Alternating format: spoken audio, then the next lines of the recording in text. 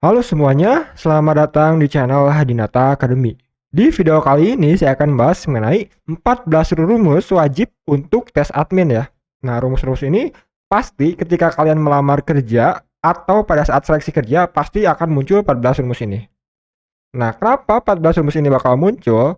Karena rumus-rumus ini adalah rumus yang paling sering digunakan di dunia kerja. Ya, karena rumus ini akan memudahkan kalian untuk mengatasi pekerjaan kalian ya, baik di dunia kerja atau jika kalian juga masih sekolah, pasti rumus-rumus ini akan sangat berguna. Nah, yang kedua karena supply and demand. Nah, kalian tinggal cari saja ya dengan loker yang kalian inginkan ya. Pasti ya, 90% loker admin itu pasti ada kata Microsoft Excel gitu ya, wajib menguasai rumus-rumus Microsoft Excel. Nah, contohnya, nah di sini ada salah satu loker admin. Nah, kita cek ya. Nah, di sini pasti ada kata berpengalaman dalam menggunakan Microsoft Excel dan menguasai formulanya atau rumus-rumusnya seperti VLOOKUP, HLOOKUP, pivot, if, dan sebagainya. Nah, di video ini 14 rumus ini pastikan ketika kalian sudah menguasai 14 rumus ini, pasti kalian akan pede ya, percaya diri dalam mengikuti atau melamar pekerjaan. Oke, kita bahas rumus-rumus tersebut. Nah, di sini. Nah, sebelum kalian lanjut nonton video ini, saya ingatkan, file yang digunakan pada video ini bisa kalian download nih secara gratis. Caranya, kalian cek di kolom deskripsi, lalu kalian klik link download file. Nah, maka file tersebut akan terdownload otomatis pada perangkat kalian. Jika kalian sudah mendownloadnya, langsung saja kita praktekkan bersama-sama. Nah, total ada 14 rumus ya, yang akan kita bahas. Nah, di sini ada fungsi dari rumus-rumus tersebut ya. Nah, kalian tinggal baca saja ya fungsi-fungsinya. Nah, di sini kita langsung saja praktekkan ya. Kalian klik di sini part 1. Nah, di sini terdapat data nih, data siswa, ada nama siswa, jenis kelamin, nilai yang diperoleh. Nah, kita akan praktekkan rumus-rumus tersebut ya. Nah, yang pertama ada rumus sum. Nah, rumus sum ini berfungsi untuk menjumlahkan suatu data. Nah, misalnya di sini kita akan mencoba mencari total nilai yang diperoleh dari siswa tersebut. Nah, untuk mengerjakannya, kita ketik sama dengan sum atau dia sum tab, lalu kita masukkan nih data yang akan kita jumlahkan. Kita blok nilai MTK-nya dari kiri ke kanan seperti ini. Tutup kurung, tekan enter. Nah, maka semua pun muncul ya. Untuk data yang di bawahnya kita tarik saja seperti ini. Nah, maka semua pun muncul. Nah, selanjutnya ada rumus average. Nah, rumus average ini berfungsi untuk mencari rata-rata. Nah, contohnya kita akan mencari rata-rata nilai yang diperoleh dari setiap siswanya berdasarkan 3 nilai ini ya, MTK, IPA, dan IPS. Kita coba ketik sama dengan average, AVERAGE, tab. Kita masukkan data atau nilai yang diperolehnya dari MTK sampai IPS, tutup kurung, tekan enter. Nah, maka siapa pun muncul ya.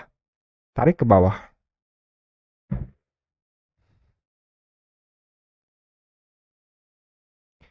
Selanjutnya ada rumus if. Nah, rumus if ini adalah satu rumus logikal ya. Contohnya di sini kita akan coba membuat statusnya. Nah, status di sini ada kriterianya nih.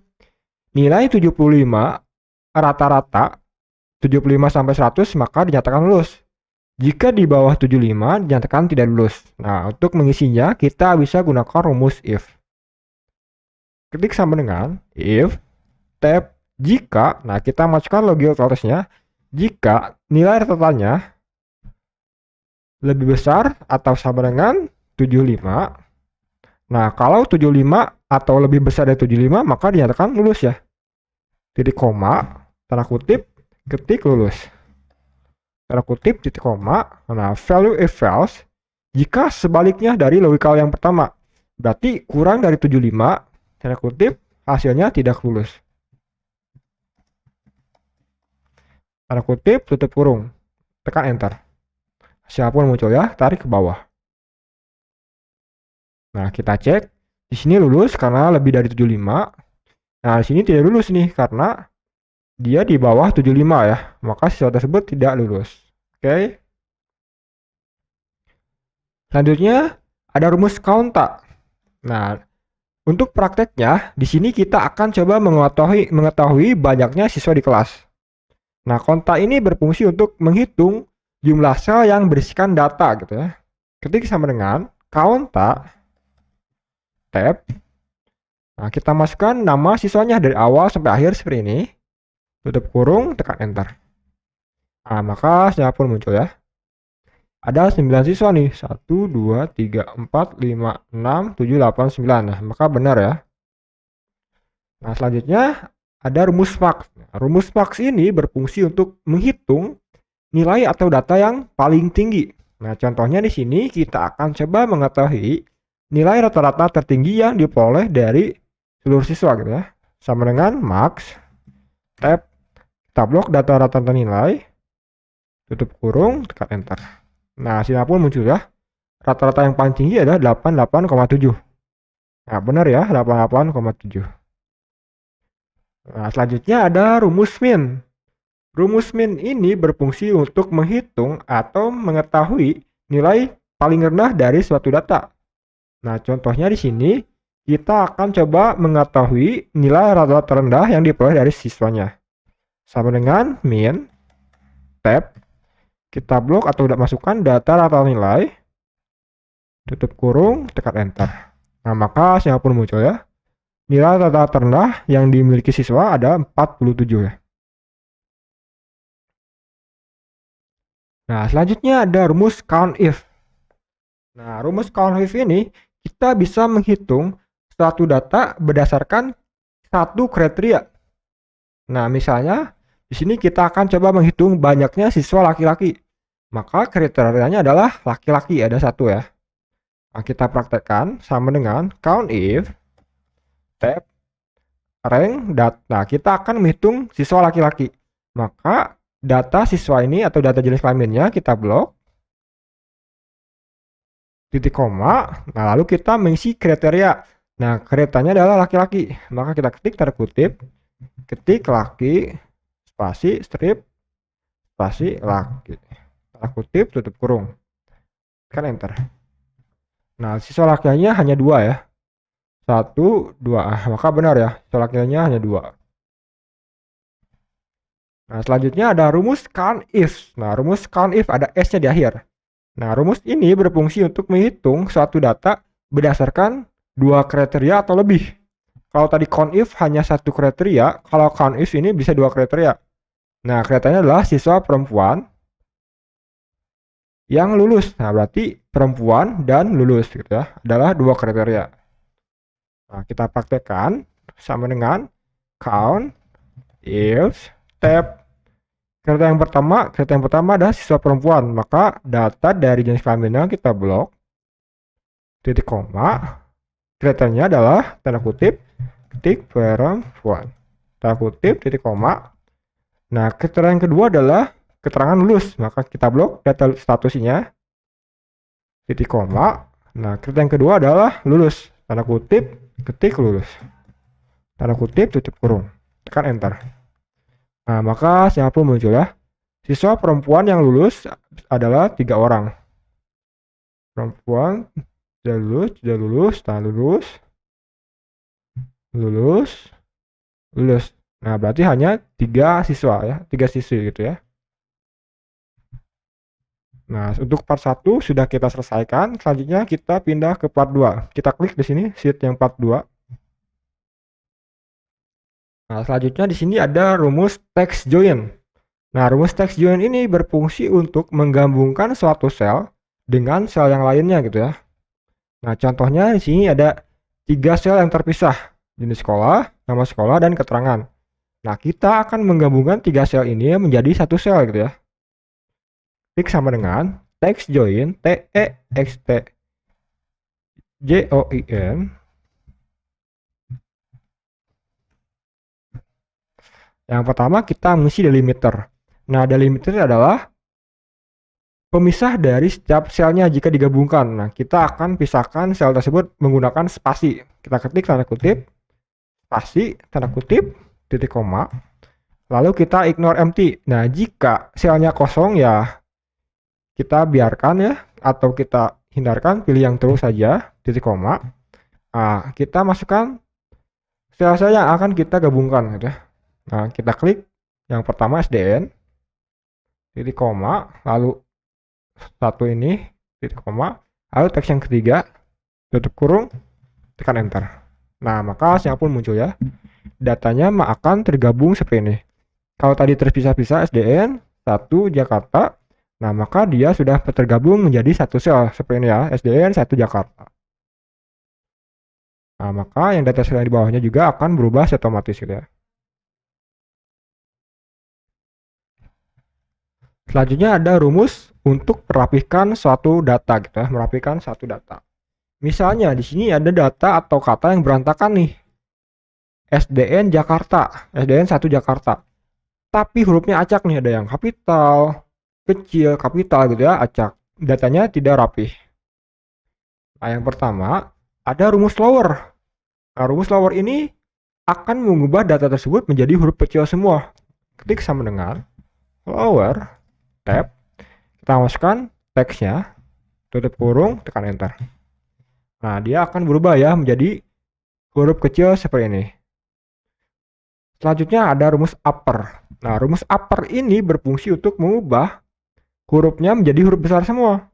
Ketik sama dengan upper, tab, masukkan katanya, klik, tutup kurung, tekan enter. Nah, maka hasilnya pun muncul ya, berubah menjadi huruf kapital semua. Selanjutnya ada rumus proper. Nah, rumus proper ini berfungsi untuk merubah huruf besar dari awalan kata menjadi huruf kapital gitu ya. Sisanya huruf kecil. Ketik sama dengan proper, tab, masukkan datanya, tutup kurung, tekan enter. Nah, hasilnya pun muncul ya. Jadi data tersebut akan rapi sesuai dengan data yang kita inginkan gitu ya. Jika ingin kecil semua pakai lower, jika ingin kapital semua huruf upper, jika ingin huruf awalnya menjadi kapital pakai proper.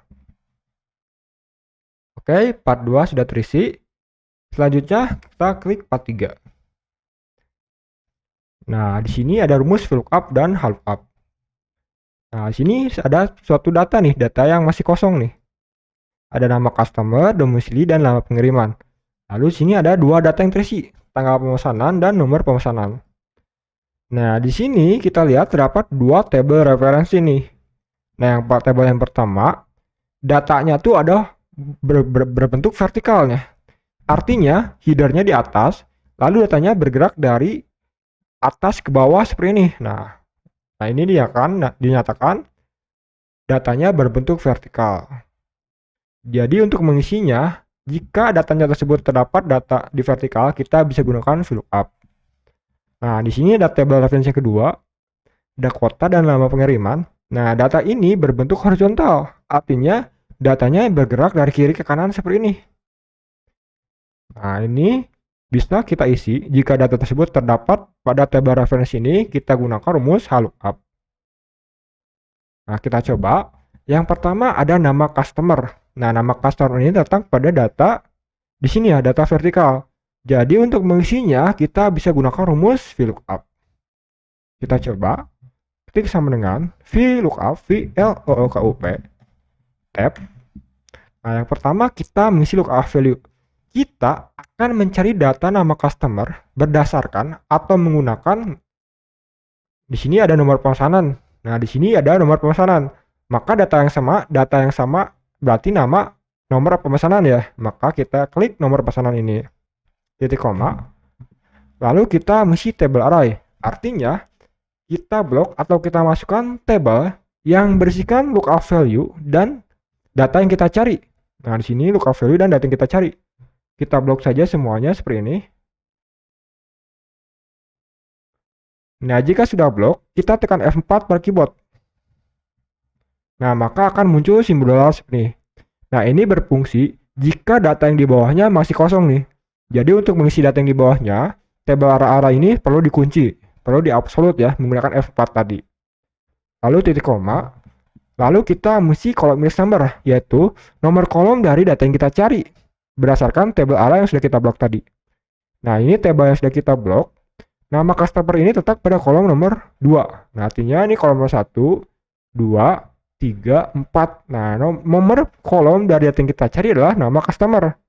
Maka kita masukkan nomor 2, yaitu data nama customer. 2, titik koma. Lalu di sini ada rank lookup. Ada dua pilihan nih, true dan false. Jika true, jika datanya tidak ada, dia akan otomatis terisi data berdasarkan data yang paling mirip. Nah, jika false, jika datanya salah atau kosong, dia akan benar-benar hasilnya akan error. Maka kita pilih false, tutup kurung, tekan enter. Nah, data ini di bawah kita tarik. Nah, kita cek ya, 106 Fiona, 102 Budi, 104 Dewi. Nah, hasilnya benar ya, nama customer ini. Selanjutnya, untuk VLOOKUP ini, kalian bisa coba kerjakan ya. Untuk salah satu contoh, sesuai dengan data nama customer ini. Jika ada yang ditanyakan atau salah, kalian bisa tanyakan di kolom komentar gitu ya, jika belum paham. Selanjutnya ada rumus HLOOKUP. Nah, HLOOKUP ini lama pengiriman. Lama pengiriman ini terletak pada data. Nah, di sini horizontal ya. Maka untuk mengisinya kita bisa gunakan rumus HLOOKUP. Oke. Ketik sama dengan HLOOKUP. Lama pengiriman ini berdasarkan kota ya, berdasarkan kota. Berarti berdasarkan domisili ini, domisili titik koma. Tabel array yaitu tabel horizontal ya, kita blok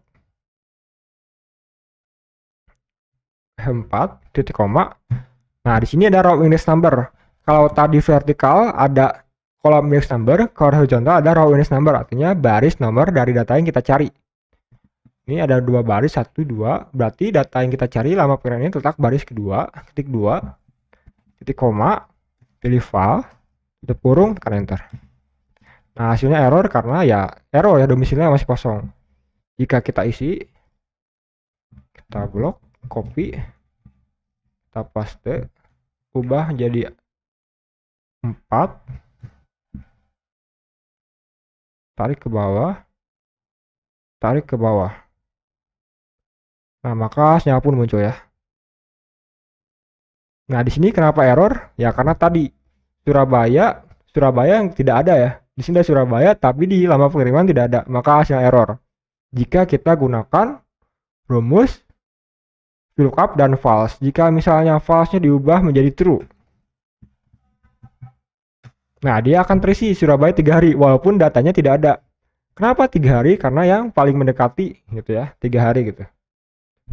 Jadi itu bedanya true dan false. Nah, jadi segitu teman-teman, 14 rumus wajib untuk tes admin, karena rumus tersebut pastinya akan muncul pada kalian saat seleksi kerja. Jika ada yang ditanyakan, silakan kalian tulis di kolom komentar. Jangan lupa klik like dan subscribe channel ini karena channel akan memberikan video yang bermanfaat setiap harinya. Terima kasih telah menonton video ini, semoga video ini bermanfaat.